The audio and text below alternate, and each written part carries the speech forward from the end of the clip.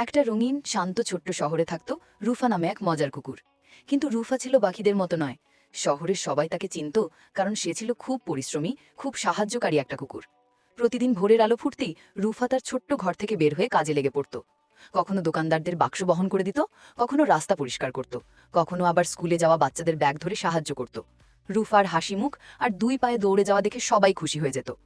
একদিন সকালবেলা শহরের বাজারে বড় একটা সমস্যা হলো। একটা বড় ট্রলি হঠাৎ উল্টে গিয়ে রাস্তা পুরোপুরি ব্লক হয়ে যায়। দোকানদার, পথচারী সবাই চিন্তায় পড়ে গেল, কেউই ট্রলিটা তুলতে পারছিল না। ঠিক তখন রুফা দূর থেকে দুই পায়ে দৌড়ে এসে থামল ট্রলির সামনে। তার চোখে ছিল আত্মবিশ্বাস আর মুখে সেই পরিচিত হাসি। রুফা বলল, চিন্তা করো না, আমি আছি। তার ছোট্ট হাত দুটো দিয়ে সে পুরো শক্তি লাগিয়ে ট্রলিটাকে ধীরে ধীরে ঠেলে তুলতে লাগলো। তার বেল্টের ছোট ছোট টুল ঝাঁকুনি খাচ্ছিল আর কপাল বেয়ে পড়ছিল ঘামের ফোঁটা। কিন্তু রুফা থামেনি। পরিশ্রম আর শক্তি দিয়ে শেষমেশ সে ট্রলিটাকে তুলে দাঁড় করালো। লোকজন আনন্দে হাততালি দিতে শুরু করলো।